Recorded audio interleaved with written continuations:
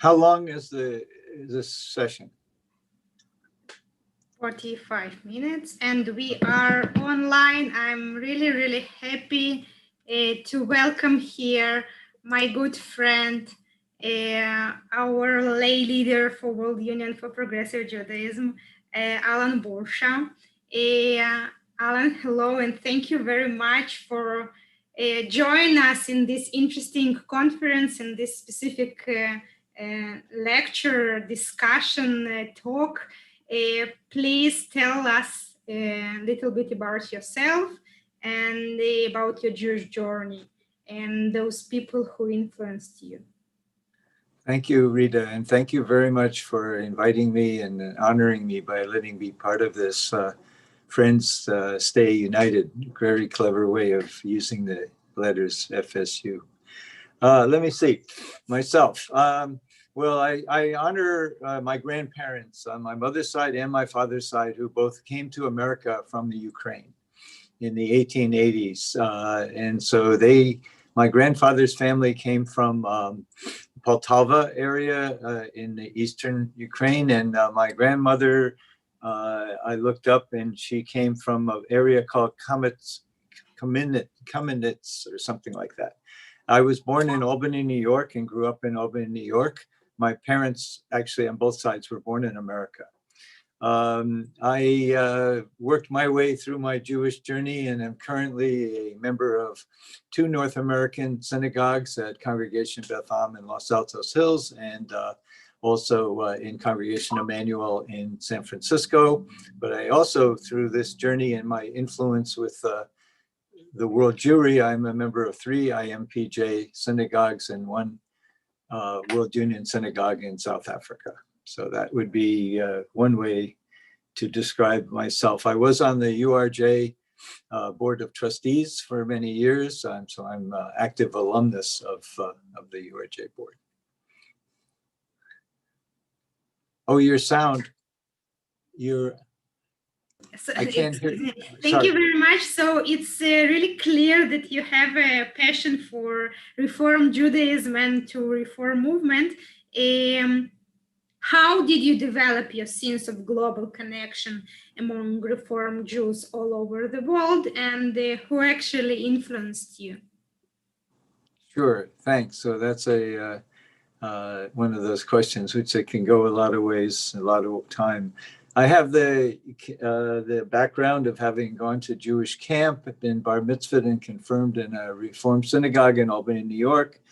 But I was away from active Judaism until my middle age, when I got influenced by a number of people, a cousin, Alan Island, who was on the board of governors of HUC and also the URJ, and then different rabbis who I could rattle on for a long time. But I would just mention, Rabbi Jonah Pessner and Rabbi Rick Jacobs and Rabbi David Saperstein. And so these connections give you an opportunity to meet other people.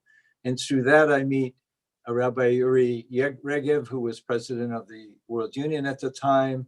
I got to meet David Ellenson when he was president of HUC. So these things build my World Jewry appreciation, along with, I've made a list of 10 or 15 people, I won't listen to them.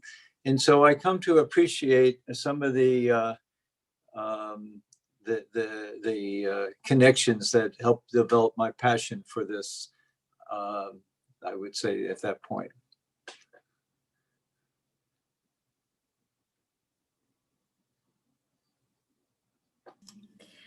Thank you very much. And we will continue with the next question. What is the importance of lay leadership in World Union? And here I want to say that the lay leadership, it's a huge term that we are using for many, many years. And actually, we don't have specific translation to Russian. As I said to you, it's very interesting. So if you can explain also for your personal, what does it mean to be lay leader and in World Union specifically? Yes. So just like any of our Jewish communities, lay leadership is an important leverage to help the community in a broader way than the not lay leaders, but the staff or rabbis and cantors. And so for the World Union, that especially is important because I believe there's something like 150 liberal communities or 200 that are very small, and they are the seeds of our liberal and progressive Judaism.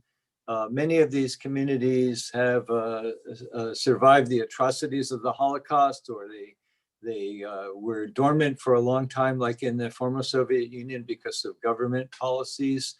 And so the North American lay leadership, for which I'm proud to be part of, is an important resource because we create connections to, in my case, among many countries among each other, but in my case, the North American community where we tend to be we can be very isolated if we don't take the initiative of being part of a family like the World Union. In a sense, we are all ambassadors to our fellow Jews around the world. And if you can, like, give some examples maybe about the lay leadership in World Union, your specific role, maybe some projects that you took part. Sure. So I suppose one of the first ones that I was active many years ago when a group of World Union people came here to help raise money to support the FSU camps. This was head by Alex Kagan, who you heard him speak, well, if you were part of the service earlier, who was, I think, your predecessor, Rita, in the role in Jerusalem. And through that, I met Irina Leska and a few other people. And so I came to appreciate the stories of the challenges of FSU communities, specifically campers who would otherwise not have a Jewish experience as a child. And so that I'm very, it's a central piece in the beginning of my journey that led to some conferences and visiting Jerusalem and the World Union and other things. Thank you. I know that this area of pandemic and year of Corona influenced you a lot. And it's somehow connected to your lay leadership and to your connection to the, not just only former Soviet Union communities, but all the rest of the Jewish Reform world and World Union involvement. So please share with us how the pandemic played a role in your life now. Well, it's kind of like I've become a world traveler from my home. And I don't think I could have done this starting in March if it weren't for the relationships that I have had the fortune to have with people in so many places. So for example, my typical Friday, which is not today because I'm doing this, is at 8 o'clock in my time, or even earlier now because of winter time. I go to Shabbat services in Jerusalem and Tel Aviv, at Beit Daniel and Harel and Hod HaSharon, Kehilat Yonatan. So I don't stay those services a full time. Then at 9 o'clock, I go to South Africa for a while. And then I visit I experience the leadership of Rabbi Julia Margolis and then get to meet friends and some people I didn't know. And then on the Fridays that there are Rome, Italy, Rabbi Joel Osserin leads a service, which is mostly Italian, which I don't understand, but wonderful music and some English. And then I kind of skip a few hours and go to New York. And then I land in Buenos Aires at now 2:30 this time zone, this time of year, with Hernan Rustin and sometimes even Rabbi Bergman, at least on Rosh Hashanah, conducts services. And then then I end up back home in my community, and there's 3 or 4 synagogues that I spend some time. I'll just feature that there's a lot of common liturgy that are a little different in each country, but not that different. But my 2 favorite ones that I stay for the entire service are, because to some degree because of the music and the time, is in South Africa and in Buenos Aires, because the voices and the arrangements of the music are my favorites part of this, which gives me, a real, it doesn't the same of being there, but it's the pandemic has allowed me to feel connected, thanks to these all these places that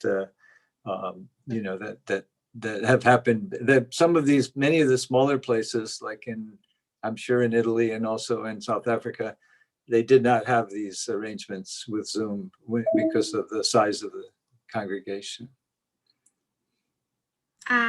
Why it's so important for you to attend? Like, you have so long Shabbat from the morning till the evening. You have at least now, I don't know, 6, 7 Kabbalat Shabbat ceremonies. What does it mean for you? It's a way to experience Shabbat without being in the building with other people.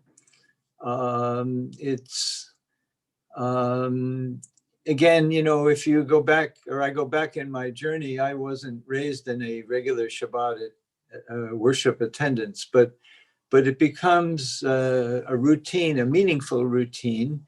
And the repetition doesn't make it less interesting. I tease my friends. I say, well, I really have Lecha Dadi down really well, because I hear it 5 or 6 times every week.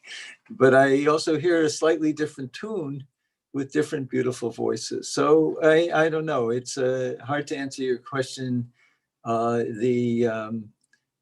It really is. It's part of my routine. Some of the things we do is out of routine. If I go back to only going to one service once a week, that would be very strange for me at this point. This is exactly what I thought now, that when you will come back, if we will come back to the regular routine, it will be so strange to have just only one Kabbalat Shabbat ceremony. I know that you visit virtually our Share Shalom community during the high holidays and our Shabbat of Solidarity in Belarus, our Kabbalah Shabbat ceremony. Today I saw you also joining us in this Kabbalah Shabbat ceremony. Can you tell some, like, maybe there is something specifically differently interesting in those ceremonies that are serving from former Soviet Union, and maybe there are also some similar things with other communities that you are visiting during this pandemic period of time? Yes. Well, like I was starting to say earlier, Shabbat services follow a very standard set of sections. So any country that I've gone to, even if I've never been there before, is already immediately becomes familiar. In some, obviously, and even in my home synagogue, some Fridays they add prayers and they leave out prayers. So that variation happens.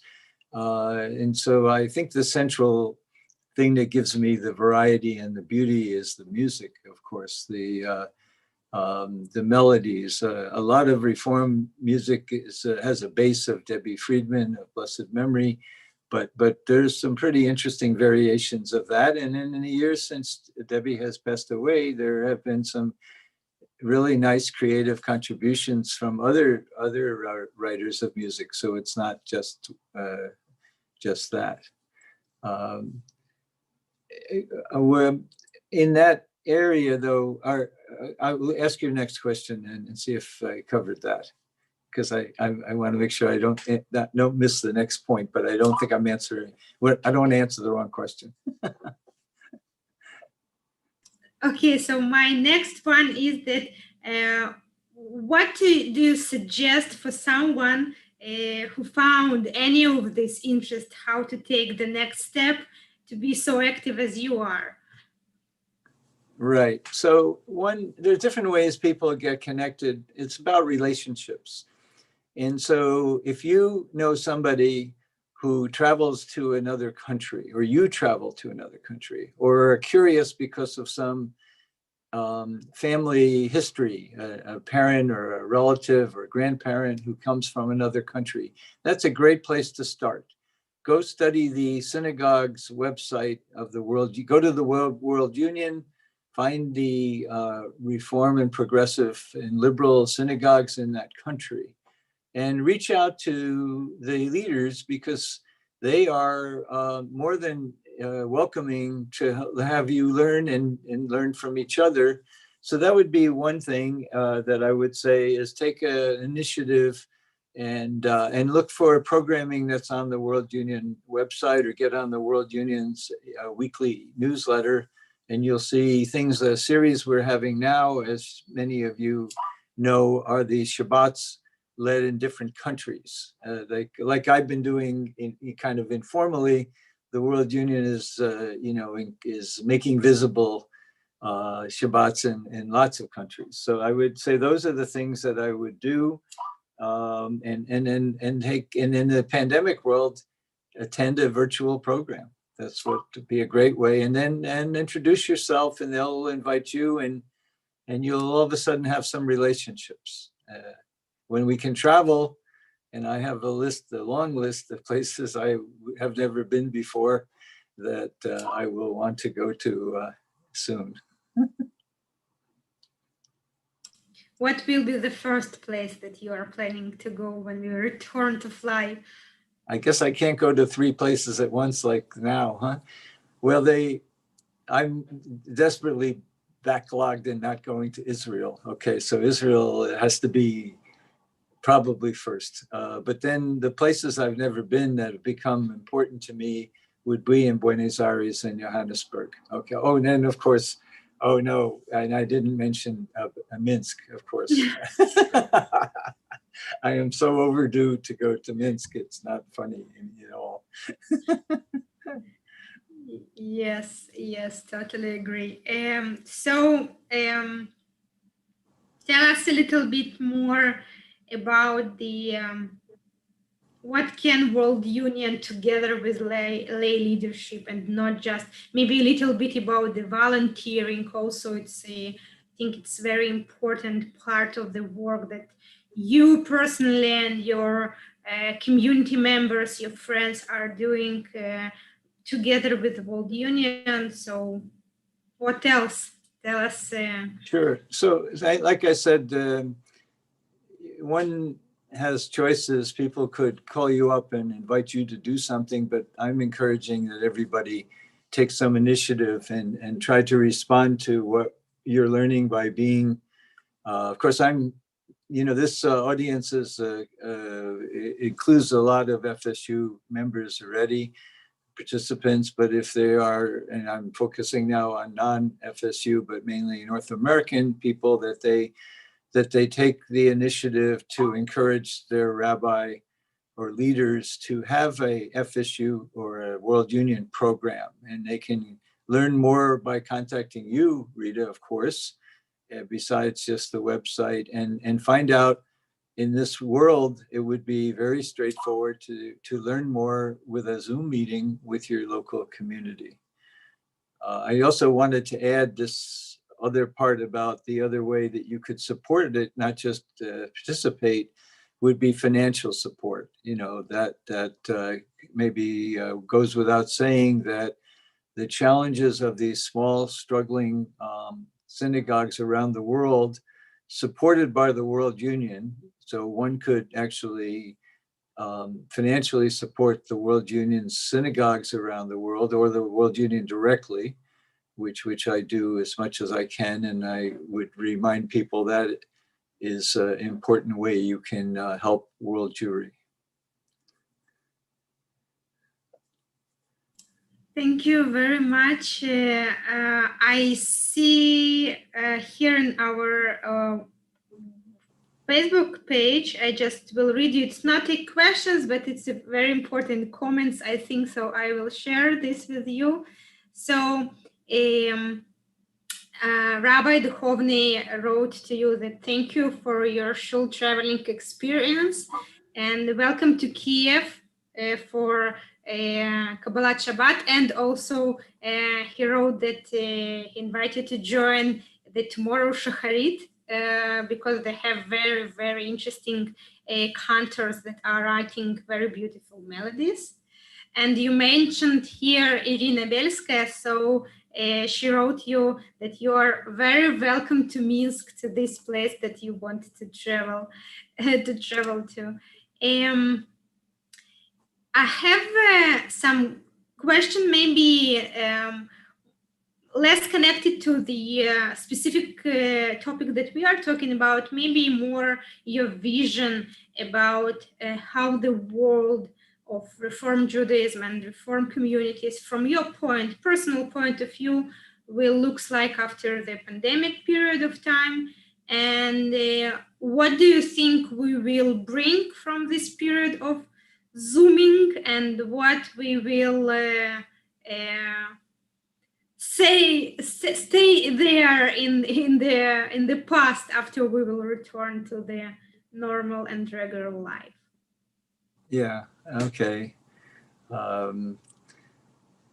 Well, I believe we will always continue to have some of this technology resource that we may not have used before. We'll use some of it. Hopefully we'll use less because we'll go back to so-called normal.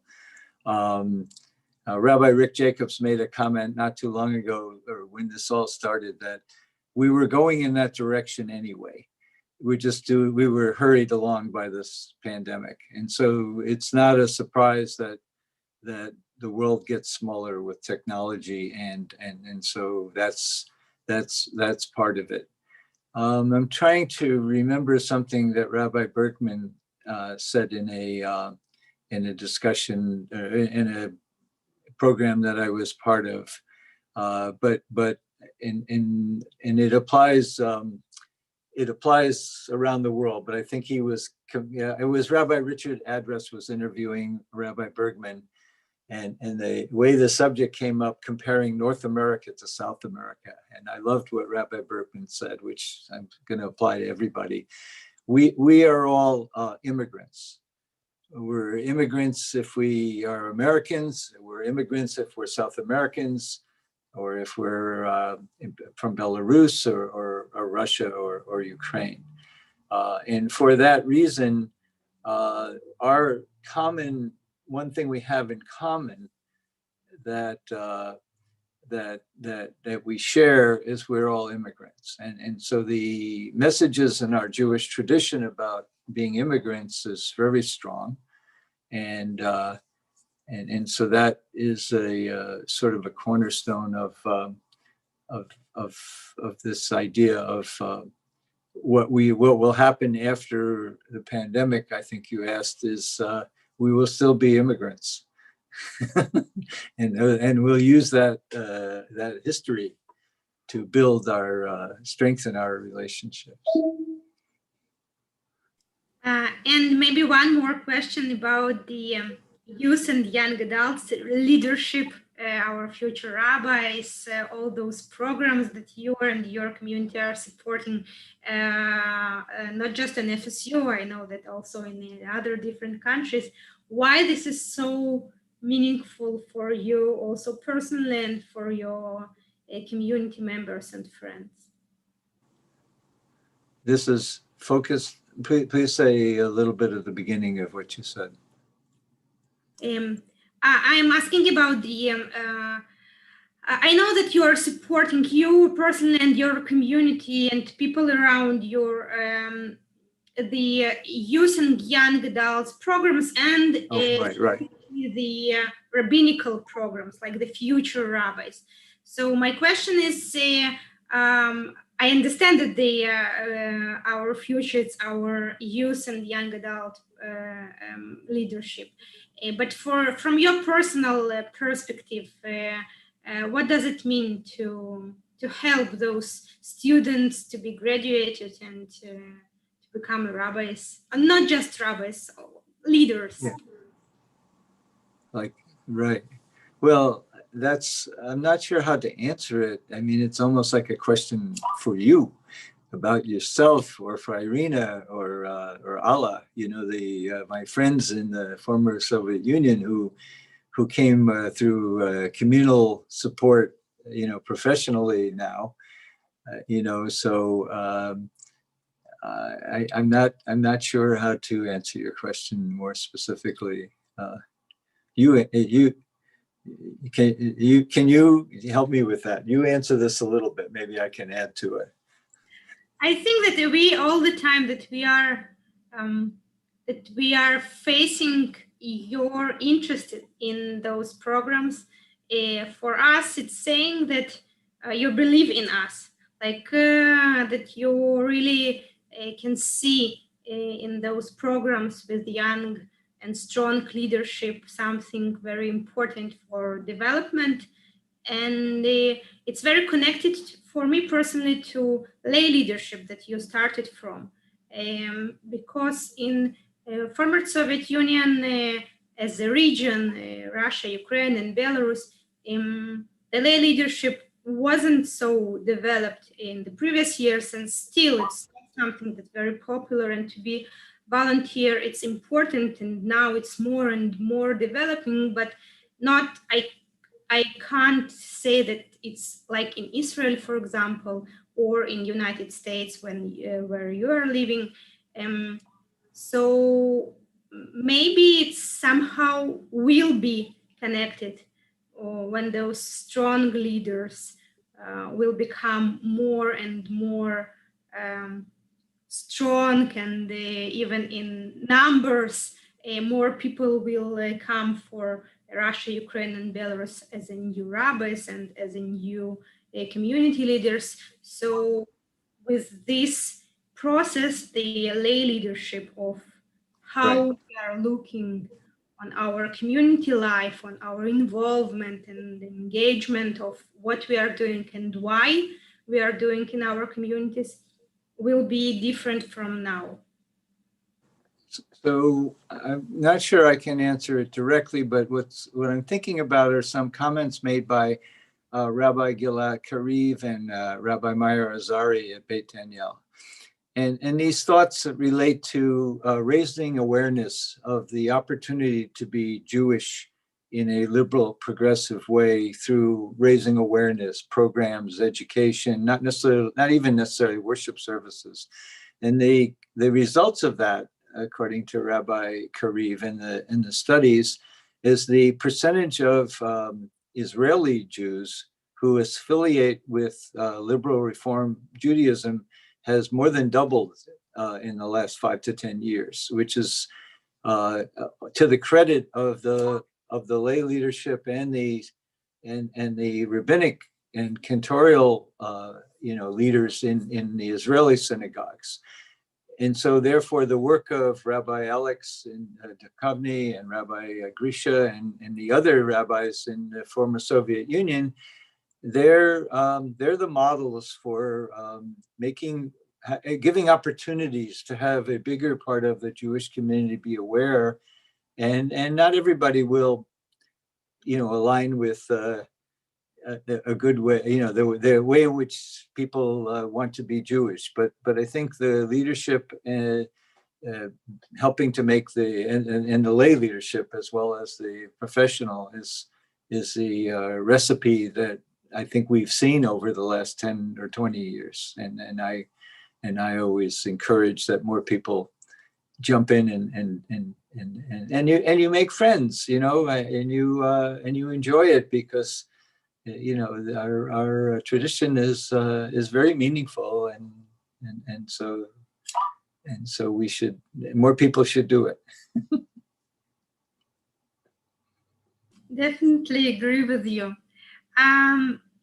We have comments, not questions, but comments from also Rabbi Abramovich saying thank you, and Shabbat Shalom. And maybe I want to ask my last question, and if you want to share something else, you are welcome. But my last question, very, very complicated one, and like a big one.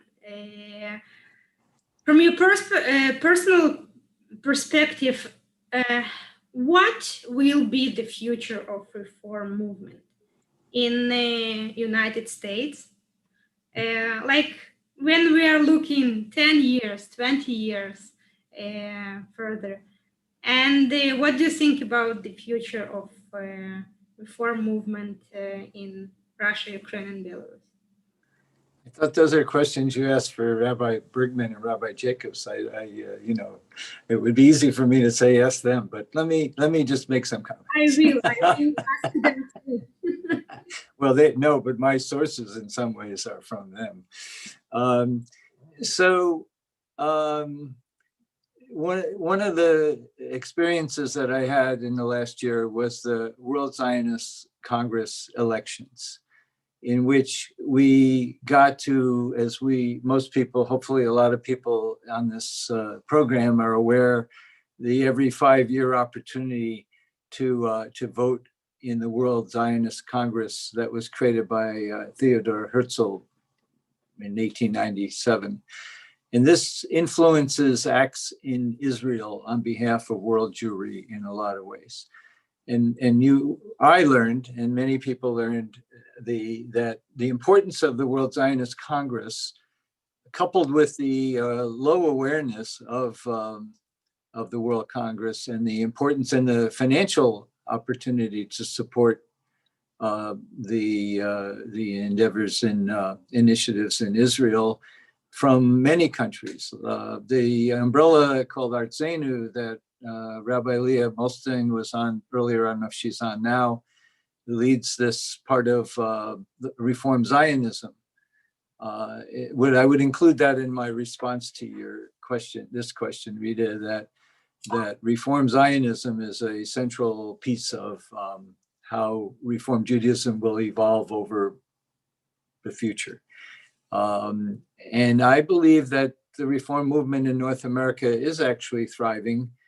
There's always critics. I'll say this because sometimes voices out are louder than facts, and so there are voices in America anyway that are critical and predicting negatively about the Reform movement, but that's unfounded based on the enthusiasm and the commitment of the pluralism that the Reform movement represents, both in America and in all countries.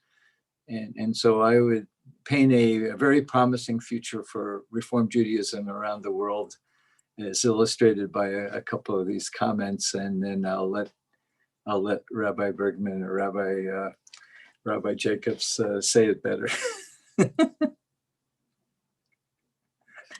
Thank you very, very much. If you have something else to share with us, you're welcome, or to wish something during this Shabbat evening to our communities and to those people who are watching now and will watch after this session. So please.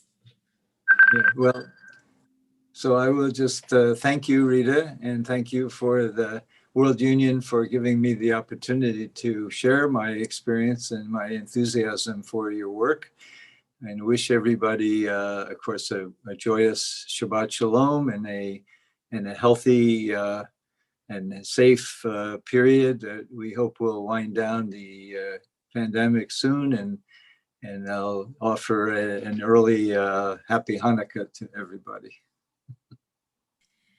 Thank you very, very much. It was an honor to be with you this evening, your morning together, and thank you for your wish to be a part of our conference. You are a good friend of us, of all our 3 countries, and me personally. Thank you very much for your support, for your help, for your belief in us, and for this time that you are investing in all lay leadership and leadership, for what you are doing for World Union and in general for all our reform movement and Jews. Thank you very, very much. Thank you. Appreciate it a lot. Thank you. Bye-bye. Shabbat shalom. Shabbat shalom.